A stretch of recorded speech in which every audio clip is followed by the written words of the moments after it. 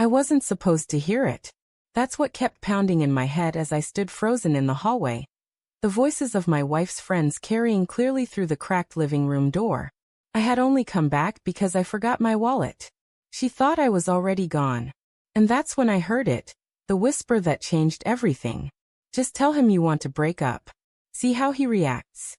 If he doesn't fight for you, then you'll know he's not serious. The words landed like a fist to my chest. My hand tightened on the doorknob.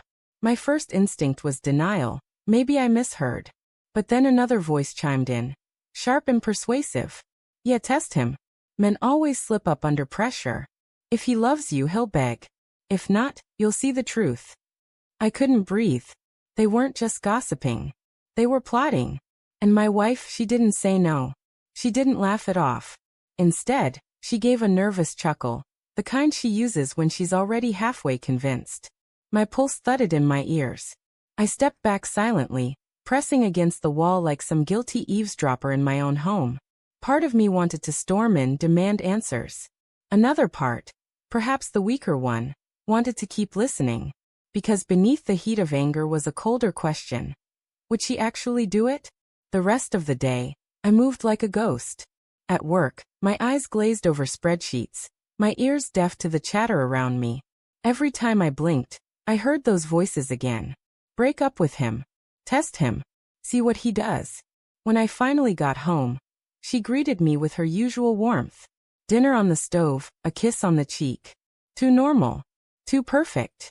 My throat tightened as I forced a smile, wondering if behind that smile of hers, she was rehearsing the lines of our supposed test. Over the next week, I became hyper-aware. Every look, every word between us I dissected. Was her laugh a little forced? Was she pulling away when I touched her hand? I felt like a man standing in the middle of a minefield, unsure which step would set off the explosion. But then came Friday night. We were sitting on the couch when she suddenly grew quiet, her hands folded too neatly in her lap. She turned toward me with this oddly rehearsed seriousness. We need to talk. My stomach sank. Here it was, the script. I just feel like, maybe we're not on the same page anymore, she began.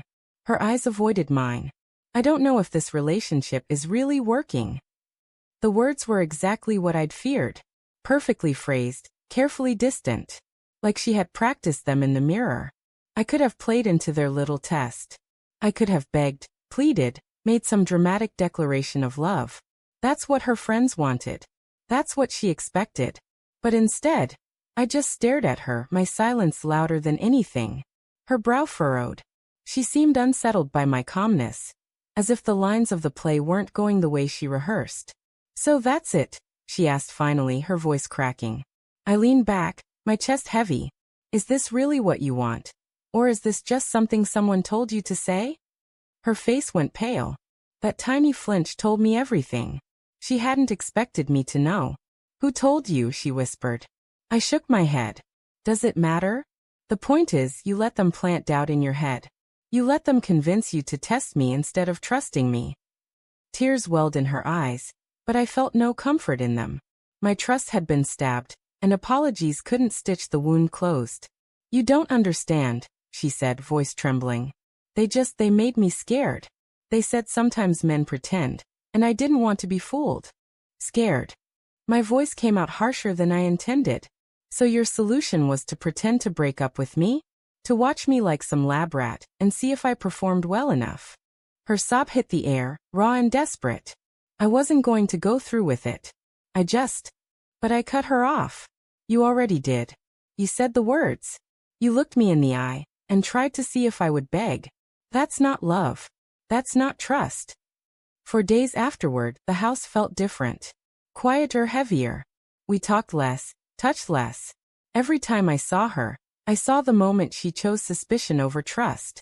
The woman I married, the one I thought believed in me, had crumbled under her friends' whispers. The betrayal wasn't just in the words she spoke that night.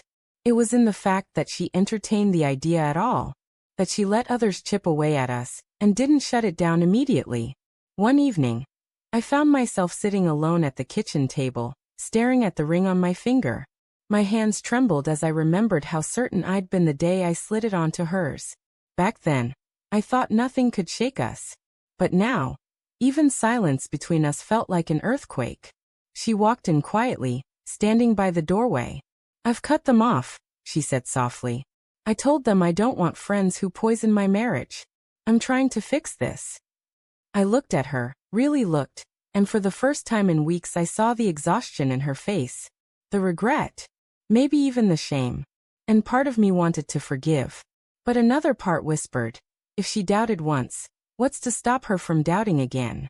That night, as she slept beside me, I lay awake, staring at the ceiling. My chest ached with the weight of a decision I wasn't ready to make. On one hand, I still loved her. Memories of our laughter, our long talks, the warmth of her hand in mine, they weren't gone. But trust isn't a light switch you can flick back on. Once cracked, it never looks the same. By morning, I knew what I had to do. Not a dramatic exit. Not revenge. Just honesty. When she woke, I sat across from her at the table. My voice was calm, steady. "I can't keep living in a marriage where trust is optional. You doubted me, and you let others dictate how to test that doubt. I don't know if I can ever look at you the same way again." Her tears flowed freely, and she begged for another chance. But my heart, heavy as it was, had already accepted the truth. "I love you," I said softly. "But love without trust isn't a marriage. It's a performance. And I refused to keep performing." Leaving wasn't easy.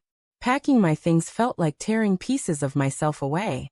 Yet as I walked out the door, a strange clarity settled in.